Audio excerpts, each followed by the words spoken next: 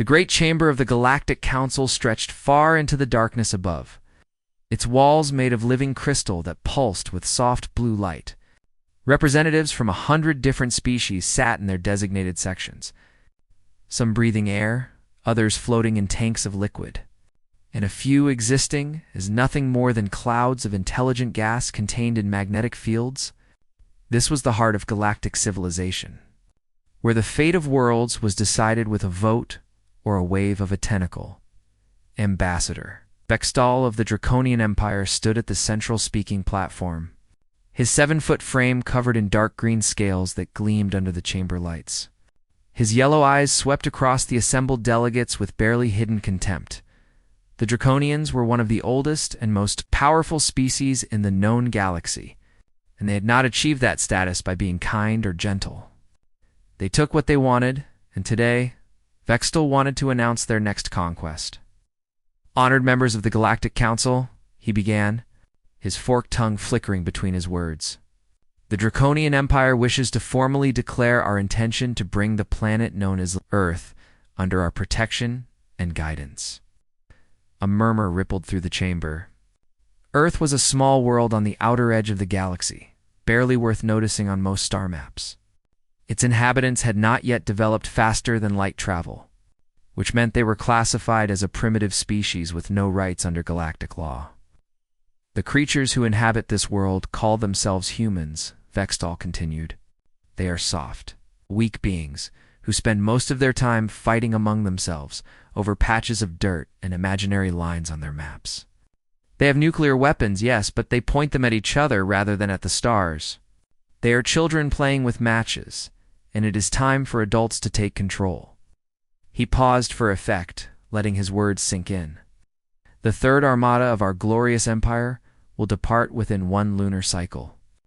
12,000 warships will bring order to this chaotic little world. We expect the campaign to last no more than 30 standard days. The humans will be given a choice: serve the empire as laborers and soldiers, or be eliminated. Either way, their planet and its resources will belong to us." The chamber remained mostly silent. Conquest of primitive worlds was common enough, and the Draconians had done this many times before. Most delegates simply did not care about some backwater planet filled with creatures they had never met. But one delegate did care. Counselor Mirith of the Villani rose from her seat in the observation section. She was small by galactic standards, barely 4 feet tall, with pale blue skin and large compound eyes that seemed to see everything at once. Her species was known for their patience and their wisdom, and Mirith had spent the last 30 years of her long life studying humanity from a safe distance. "I request permission to speak," she said, her voice soft but clear. The High Arbiter, a massive being made of living crystal who served as the council's leader, rumbled his approval. "The delegate from Villani may speak." Mirith walked slowly to the center of the chamber, her movements graceful despite her age. She looked up at Vextal, who towered over her like a predator examining prey. "Ambassador, I would strongly advise against this course of action," she said. "I have watched the humans for many years. I have studied their history, their culture, their wars. They are not what they appear to be." Vextal's lipless mouth twisted into something like a smile. "And what do they appear to be, Counselor?" "To the casual observer, they appear weak and divided. They fight over religion, over politics, over resources. Their nations threaten each other with weapons of mass destruction. They seem incapable of unity." Mirith paused, choosing her next words carefully. "But this is only half the truth. When humans face an outside threat, something changes in them. They stop fighting each other and start fighting together. And when they fight together, they become something terrifying." Laughter erupted from the Draconian delegation. Vextal shook his head in amusement. Terrifying. These creatures who cannot even leave their own solar system. Who still burn dead plants for energy? Who die from diseases that any civilized species eliminated millions of years ago? He gestured dismissively.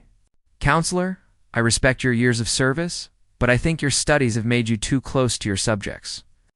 You have begun to see strength where there is only chaos." I have seen their history, Mirith replied, refusing to back down. I have seen what they did to each other in their world wars. I have seen them develop weapons of unimaginable destruction in just a few years when they felt threatened. I have seen them adapt and overcome challenges that would break other species. Ambassador, the humans have a saying, what does not kill them makes them stronger. I believe this is more than just words to them. The High Arbiter rumbled again, his patience wearing thin. Counselor Mirith, your concerns are noted, but the Draconian Empire operates within its rights under galactic law. Primitive species without faster-than-light capability are considered uncontacted, and therefore subject to standard conquest protocols. This council has no authority to interfere with lawful military operations.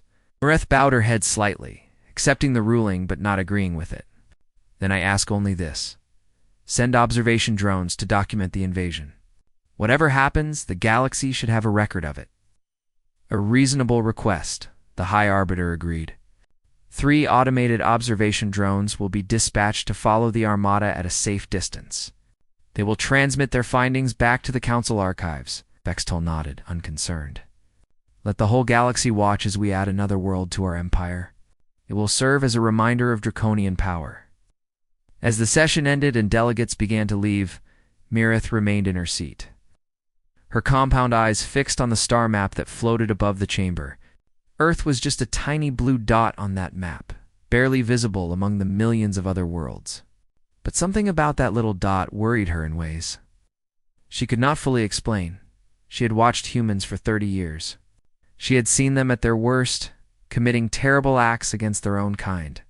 But she had also seen them at their best, showing courage and sacrifice that defied all logic.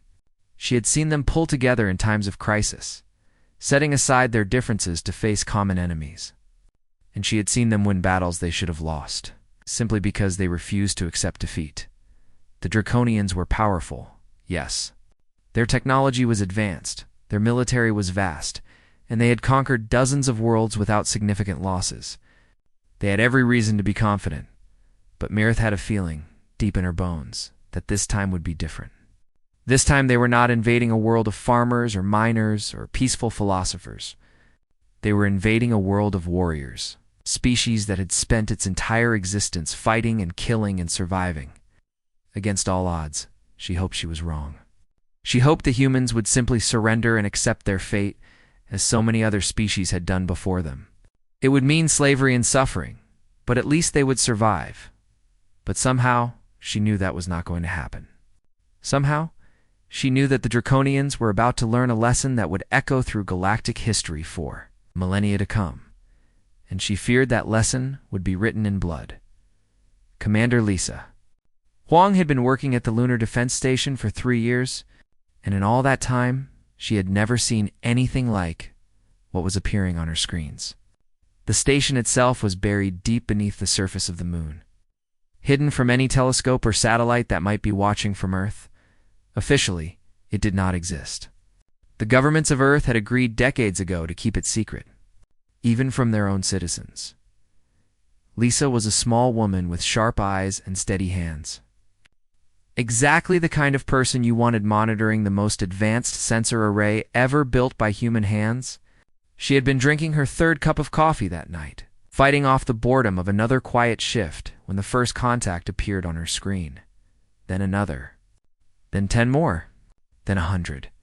Her coffee cup slipped from her fingers and shattered on the floor, but she did not notice. Her eyes were locked on the display, watching as more and more red dots appeared in the outer reaches of the solar system. The computer was struggling to count them all. This is not possible, she whispered to herself. This is not possible. She reached for the emergency communication panel with a trembling hand and connected to General Marcus Cole at Strategic Command in Colorado. The general was 63 years old, a man who had seen combat in 3 different wars and had spent the last decade preparing for a threat that most people believed would never come. General Cole, this is Commander Huang at Lunar Station. Sir, we have contact. Multiple contacts. I need you to see this. The general's face appeared on her screen, his gray hair messy and his eyes tired. It was the middle of the night in Colorado. What kind of contacts, Commander? Spacecraft, sir. Thousands of them. They just appeared near the orbit of Neptune, and they are heading toward Earth at incredible speed. Cole's expression changed instantly. The tiredness vanished from his eyes, replaced by the cold focus of a man who had spent his entire career waiting for this moment. How many? Sir, the computer is still counting, but current estimate is over 12,000 individual vessels. The largest one is approximately 8 kilometers long. The general was silent for a long moment. When he spoke again, his voice was calm and steady. Commander, I need you to activate Protocol Omega. Wake up every asset we have, and get me a direct line to the President. Yes, sir. The next 24 hours were the most intense in human history. President Catherine Moore was awakened at 3 in the morning and briefed on the situation within 30 minutes. By sunrise, she had spoken with the leaders of China, Russia, the United Kingdom, France, India, and every other major power on Earth. The conversations were difficult at first. Old enemies did not trust each other easily. There were arguments about who would command what, about who would share what secrets, about who would make what sacrifices. But as the hours passed and the alien fleet grew closer, those arguments faded away. The petty conflicts that had divided humanity for centuries suddenly seemed very small compared to the threat approaching from the stars. By noon, something miraculous had happened. The United Nations Security Council, which had spent decades arguing about everything, voted unanimously to create a unified Earth Defense Command. Every nuclear weapon, every missile, every soldier, every secret weapon that governments had been hiding from each other for years was now part of a single fighting force. General Cole was appointed Supreme Commander. He immediately began organizing humanity's defenses, drawing on plans that had been created in secret bunkers around the world. Plans that most people had believed were science fiction. President Moore addressed the world that evening. She stood in the Oval Office, her face serious but not afraid, her voice strong and clear. My fellow citizens of Earth, she began. Today I must tell you something that will change everything you think you know about our place in the universe. We are not alone. An alien fleet is approaching our planet. Based on communications we have intercepted, their intentions are hostile. They come to conquer us. She paused, letting the weight of her words settle over the billions watching. For generations, we have looked up at the stars and wondered if there was anyone else out there. Now we know the answer. But the universe has not sent us friends. It has sent us enemies. Enemies who believe we are weak. Enemies who believe we will submit. Enemies who believe they can take our world without a fight. Her eyes hardened, and her voice grew stronger. They are wrong. They do not know us. They do not understand what we are capable of when we stand together. Throughout our history, we have faced impossible odds and survived. We have fought against tyranny and won. We have pulled ourselves back from the edge of destruction time and time again, and we will do it once more. She leaned forward slightly, speaking directly to every person watching. This is not a war between nations. This is a war for our species, for our children, for our future. And I promise you this, we will fight. We will fight with everything we have. We will fight until our last breath, and we will win. Around the world, people watched in shock and fear. But something else was happening too. Something the aliens would never have predicted. Instead of panic and chaos, there was determination. Instead of despair, there was anger. Humans who had spent their whole lives arguing about politics and religion and borders suddenly found themselves standing shoulder to shoulder, united against a common enemy. Factories that had been making cars started making weapons. Scientists who had been competing with each other started sharing their research. Soldiers from countries that had been enemies for centuries started training together. Religious leaders who had preached different faiths started praying together in 72 hours. The alien fleet would arrive. And for the first time in history, Earth was ready to fight as one. General Cole stood in the command center buried deep beneath Cheyenne Mountain, watching the red dots on the display grow closer and closer. Around him, officers from a dozen different countries worked side by side, coordinating the defense of their world. "How are we looking?" he asked his chief of staff, Colonel Nina Santos. "Better than I expected," she replied. "The orbital defense platforms are online. The lunar batteries are charged and ready. The asteroid belt surprises are armed and waiting. And every nuclear submarine on Earth is in position." Cole nodded slowly. "And the ground forces. Every nation has mobilized everything they have. We have soldiers, tanks, aircraft, and missiles ready on every continent. If they make it through our space defenses, they are going to have the fight of their lives on the ground." The general looked at the display for a long moment. 12,000 alien warships against whatever humanity could throw at them. The odds were not good, but odds had never stopped humans before. "Tell everyone to get some sleep," he said finally. "Tomorrow, we go to war." The Third Armada of the Draconian Empire dropped out of faster-than-light travel just beyond the orbit of Mars, exactly where Fleet Admiral Kratos had planned. He stood on the bridge of the Eternal Dominion, his flagship and the largest warship in the fleet, watching the blue-green planet grow larger in the main display. Earth looked peaceful from this distance, innocent. Completely unaware of its coming doom, Kratos was old by Draconian standards. Nearly 200 years of age, and he had spent most of that time conquering worlds for his empire. He had personally overseen the fall of 17 planets, and he had never lost a single campaign. The shelves in his quarters were filled with trophies from those conquests: skulls, weapons, flags, anything that reminded him of his victories. "Status report," he commanded, his voice deep and rough, his second in command. Commander Dreth checked the tactical displays.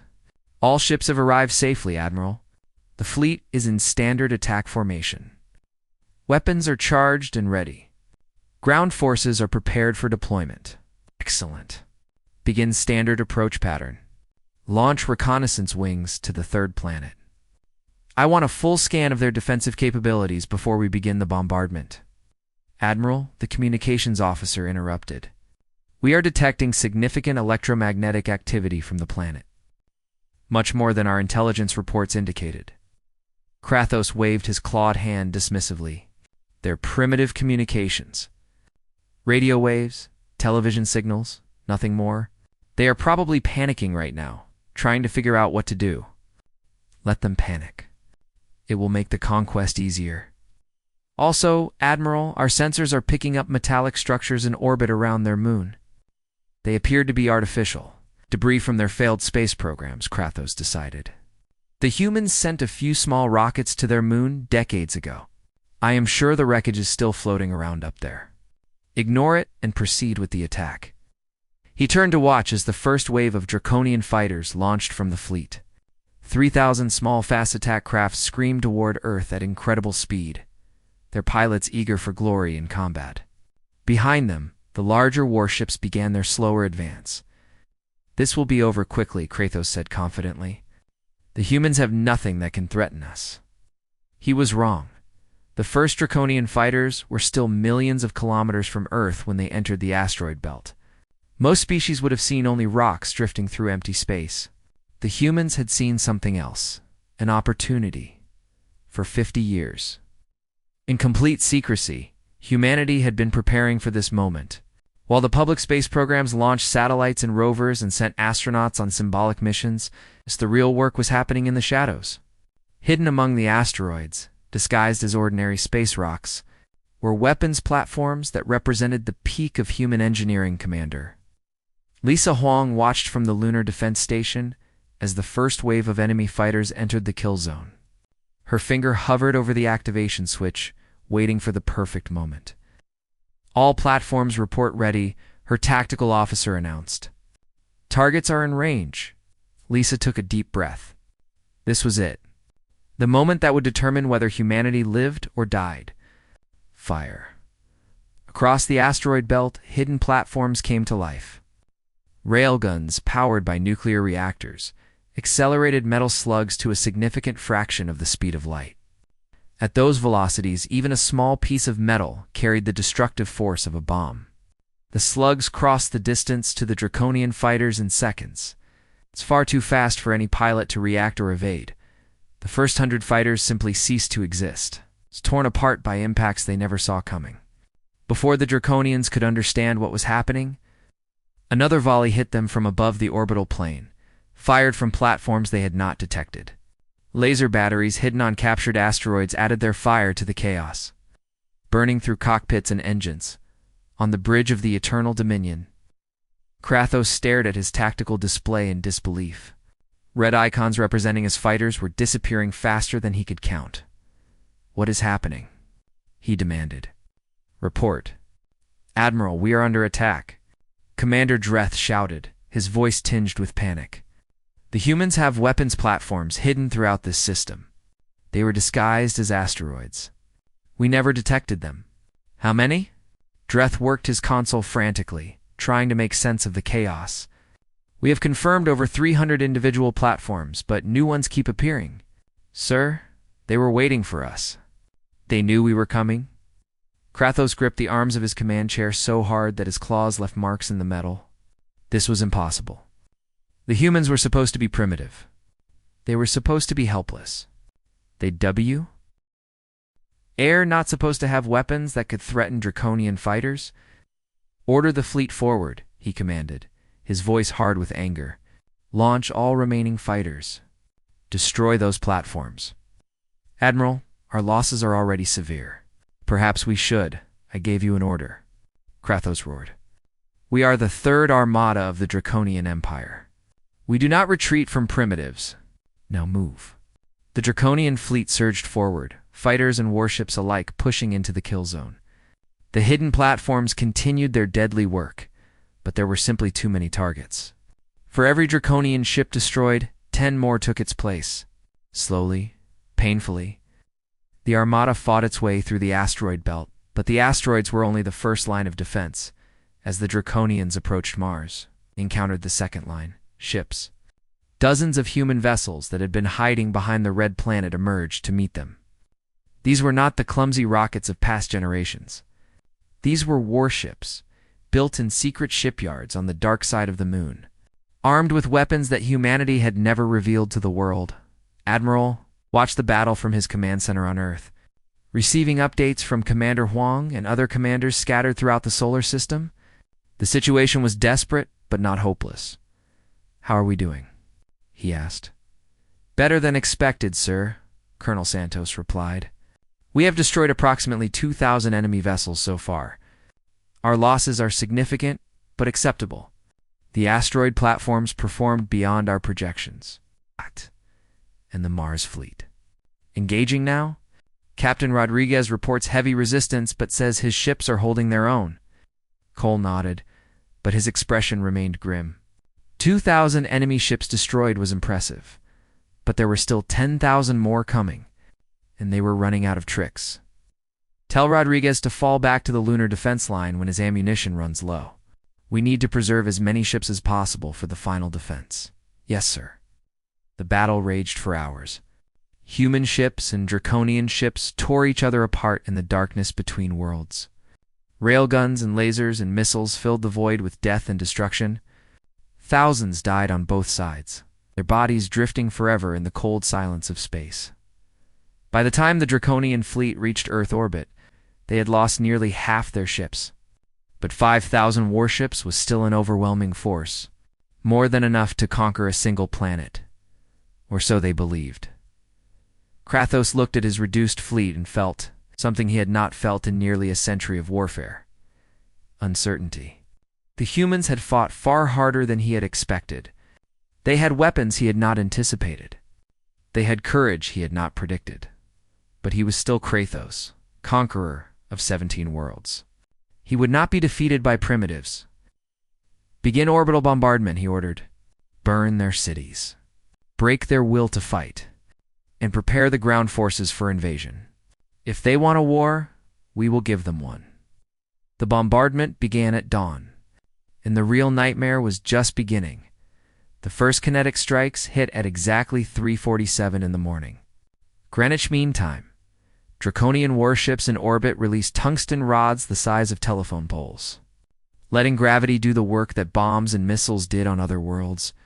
The rods fell through the atmosphere, glowing white-hot from friction, struck the ground with the force of nuclear explosions. Washington was hit first. The Pentagon, the White House, military bases across Virginia and Maryland. Then Moscow, Beijing, London, Paris. The Draconians had studied humanity's power structure and targeted the places where decisions were made. In the first hour, millions of people died in their beds, never knowing what had killed them. But the leaders were not there. Weeks before the invasion, governments around the world had quietly evacuated their key personnel to hidden bunkers buried deep underground. President Moore commanded American forces from a facility beneath the Rocky Mountains. General Cole ran Earth Defense Command from Cheyenne Mountain. Similar bunkers existed in Russia, China, Europe, and a dozen other countries the Draconians were destroying. Empty buildings. Admiral Krethos watched the bombardment from his flagship Satisfaction mixing with confusion. The humans should have surrendered by now. Every other species had broken after seeing their cities burn. But the radio channels were still full of human voices, coordinating, organizing, refusing to give up. "Begin ground invasion," he ordered. "If they will not surrender from above, we will crush them from below." Thousands of Draconian landing craft descended through Earth's atmosphere, carrying over 2 million soldiers equipped with the best weapons and armor the Empire could provide. They landed on every continent, seizing what they believed were strategic positions. They had no idea what they were walking into, Sergeant. Kevin Marshall had been a soldier for 15 years. He had served 3 tours in Afghanistan, 2 in Iraq, and had seen more combat than most people could imagine.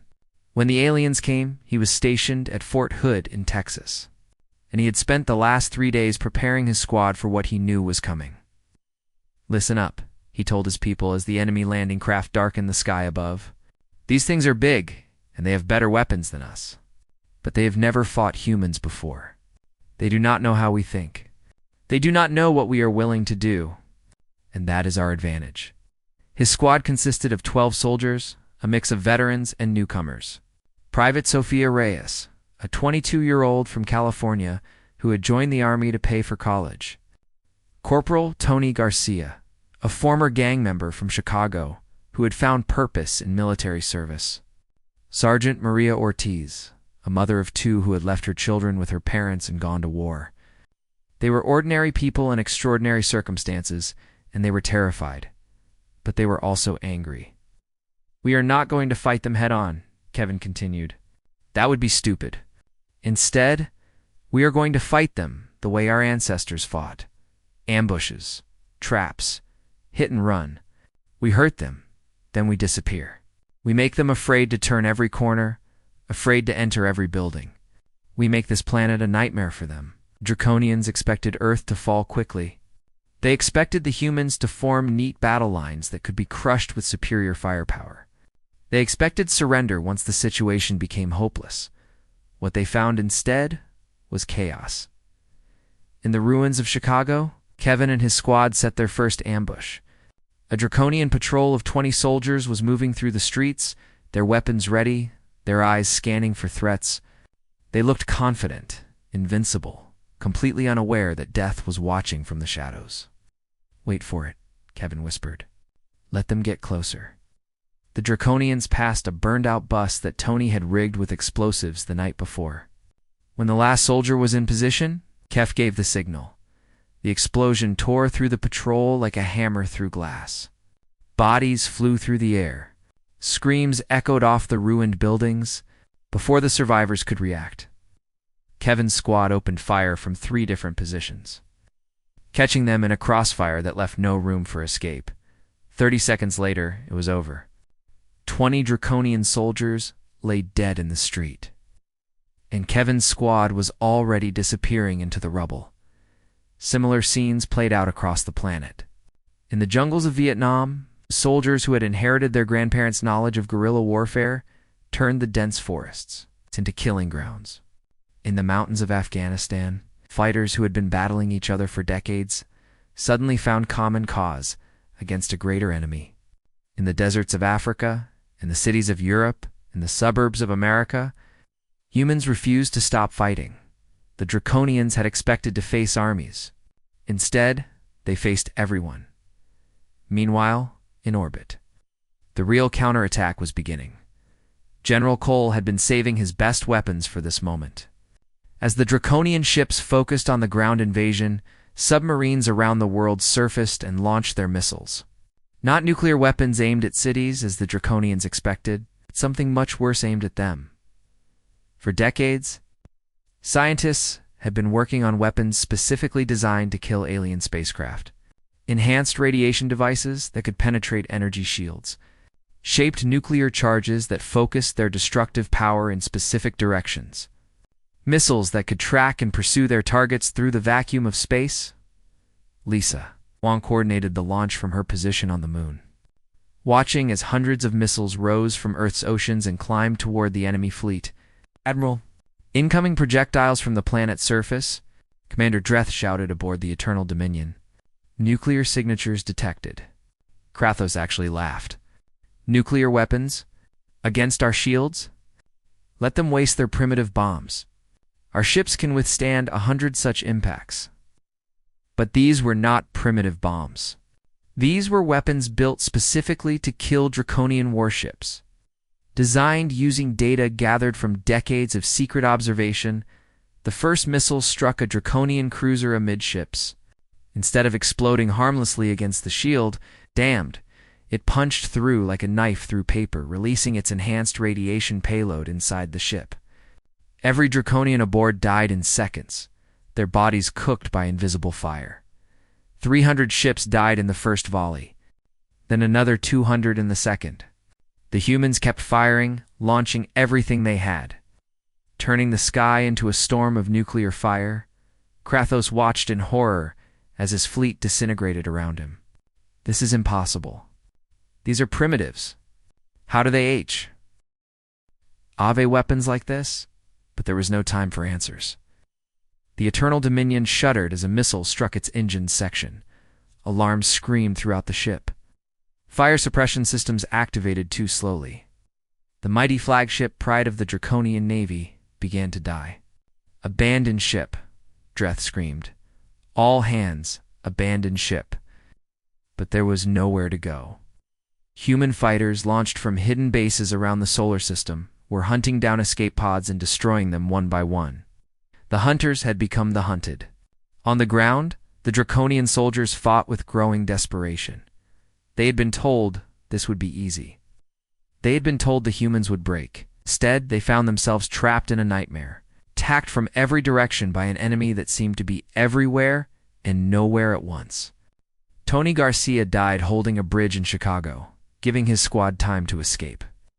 Maria Ortiz died protecting a group of children she had found hiding in a basement. Thousands of humans died every hour, paying the highest price to defend their world. But for every human that fell, 3 Draconians fell with them. Kevin Marshall led what remained of his squad through the burning streets, looking for the next ambush, the next fight, the next chance to hurt the enemy. He was exhausted, wounded, and running low on ammunition. But he was not beaten. Keep moving, he told his people. We are not done yet, not even close. Above them, the sky was full of fire, as Draconian ships burned and fell to earth like dying stars. The invasion that was supposed to last 30 days was turning into the greatest military disaster in galactic history. And humanity was just getting started. 2 months after the invasion began, the last Draconian soldier on Earth died in a basement in Berlin. He'd been hiding there for 3 days, surviving on whatever food he could find, waiting for a rescue that would never come. When the German soldiers found him, he did not even try to fight. He simply looked at them with exhausted yellow eyes and asked a single question. What are you? The soldier who shot him did not have an answer. She was just doing her job, finishing a war that had cost humanity more than anyone could count. In orbit, the situation was even more complete. Of the 12,000 ships that had entered the solar system 2 months earlier, not a single one remained functional. Some had been destroyed by human weapons. Others had been boarded and captured. A few had tried to escape, only to be hunted down by human vessels that had learned to use captured Draconian technology with terrifying efficiency. The flagship Eternal Dominion had been the last to fall. A team of human special forces, led by A Navy commander named Ryan Patterson had boarded the crippled vessel through a breach in its hull. They had fought their way through corridors filled with desperate Draconian defenders, losing half their team in the process. But they had reached the reactor core and planted charges that tore the great ship apart from the inside. Admiral Krathos died on his bridge, refusing to abandon his command. Watching through shattered viewports as his empire's greatest armada became nothing but debris. The observation drones sent by the Galactic Council recorded everything. Every battle, every death, every moment of humanity's impossible victory. When the drones finally returned to Council space 3 months later, their recordings caused a sensation that shook galactic civilization to its core. The Council chamber was packed when the recordings were played. Representatives from every major species crowded the viewing galleries, desperate to see what had happened to the mighty Third Armada. What they saw left them speechless. They watched as hidden human weapons tore through Draconian fighters like they were made of paper. They watched as nuclear missiles designed specifically to kill Draconian ships punched through shields that were supposed to be impenetrable. They watched as human soldiers, outgunned and outnumbered, refused to surrender even when their cities burned around them. They watched as 2 million Draconian soldiers were killed by an enemy that should not have been able to touch them. When the recordings ended, the chamber was silent for a long time. Finally, Counselor Mirith of the Villani rose from her seat and walked to the center of the floor. "I warned you," she said simply. "I told you the humans were not what they appeared to be. I told you they would fight. Now you have seen the truth." The Draconian delegation sat in shock, unable to process what they had witnessed. Their third Armada, the pride of their military, the conqueror of 17 worlds, had been completely annihilated by a species they had dismissed as primitive and weak. "How is this possible?" the High Arbiter demanded, his crystalline form flickering with agitation. They had no faster-than-light travel. Their technology was generations behind ours. How did they defeat such an overwhelming force? Mirith turned to face the massive being, her compound eyes reflecting the light of the chamber. "Because they are humans," she replied. "Because they have spent their entire existence fighting and killing and surviving. Because when you threaten their world, their families, their children, they become something that our models and predictions cannot account for. They do not calculate odds. They do not accept defeat. Simply fight until they win or die, and they make sure their enemies die first." She paused, letting her words sink in. "The Draconians made a mistake that I fear others might repeat. They looked at humanity and saw weakness because they saw division. They saw nations fighting each other, religions clashing, political systems competing. They thought this meant humans could not unite against a common threat." She shook her head slowly. "But those divisions are not weakness. They are practice. Humans have been fighting each other for thousands of years, developing tactics and weapons and strategies that no other species has ever needed to create. When you attack them, you are not fighting one army. You are fighting every army they have ever built, every lesson they have ever learned, every war they have ever won." A representative from the Consortium of Free Worlds, a federation that had long suffered under Draconian aggression, stood up. "What should we do now? If these humans are so dangerous, should we not act to contain them before they develop the ability to leave their system?" Mirith turned to look at him, and something in her eyes made him step back involuntarily. "That would be the worst decision this council could make. The humans know we are watching now. They know we exist. They know that the Galactic Council stood by and did nothing while they were invaded. If we threaten them, if we try to contain them or limit them, we will only prove that the galaxy is their enemy. And then the Third Armada will be just the first to disappear." She walked slowly back to her seat, her voice carrying through the silent chamber. "Our only hope is to approach them with respect, with honesty, and with genuine offers of friendship. We must show them that not all species in the galaxy wish them harm. We must earn their trust, even though we have done nothing to deserve it." 3 years passed, Earth rebuilt. The scars of the invasion slowly healed, though the memories never would. Cities were reconstructed. Families mourned their dead in secret facilities around the world. Scientists worked day and night to unlock the secrets of Draconian technology, the first human faster-than-light vessel. The Unity was completed 18 months after the war ended. It was not large by galactic standards, barely 100 meters long, crewed by 50% of humanity's best and brightest. But it carried weapons that made Draconian warships look like toys, and it was followed by a dozen more just like it. Doctor. Helen Wright stood on the bridge as the Unity approached the Galactic Council's seat of power. She was 53 years old, a physicist who had spent her career developing the technologies that had saved humanity. Now she had been chosen to deliver a message. The council chamber was even more crowded than it had been 3 years earlier. Every species in the galaxy wanted to see the humans with their own eyes, to judge for themselves whether these creatures were truly as dangerous as the recording suggested. Helen walked to the center of the floor, a small woman in a simple uniform, surrounded by beings that towered over her like giants. She looked around the chamber, meeting the eyes of every representative she could see, and then she spoke. "My name is Dr. Helen Wright, and I speak for the people of Earth. We come in peace. But I want to make something very clear to everyone in this chamber." Her voice was calm, but there was steel beneath it. "We know that you watched while our world was invaded. We know that you had the power to stop it and chose not to act. We know that under your laws, what the Draconians did was legal. We do not forget these things." The chamber grew tense. Several delegates shifted uncomfortably in their seats. "But we also know that not everyone here wished us harm. We know that Counselor Mirith tried to warn the Draconians, tried to stop the invasion before it began. We know that some of you hoped we would survive." She paused, looking directly at Mirith, and nodded slightly. "So here's what we offer: friendship, trade, cooperation, and alliance. We have technologies to share. We have resources to offer.